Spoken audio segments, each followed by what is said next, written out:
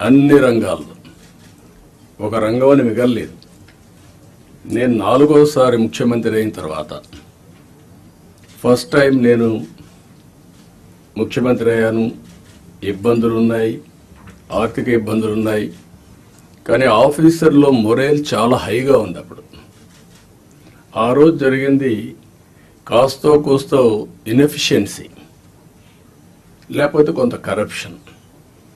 ఇప్పుడు అట్లా కాకుండా విధ్వంసం, పనిచేసే ఆఫీసర్లందరినీ పక్కన పెట్టడం, ఆఫీసర్లు కూడా బ్లాక్మెయిల్ చేయడం, ఒకటి కాదు అన్నీ కలిసి ఈరోజు ఈ స్టేజ్కి నేను ఎప్పుడూ చూడనంత ఒకటి బ్రాండ్ ఏపీ దెబ్బతినింది. ఆఫీసర్ల యొక్క మనోభావాల్ని దెబ్బతీశారు.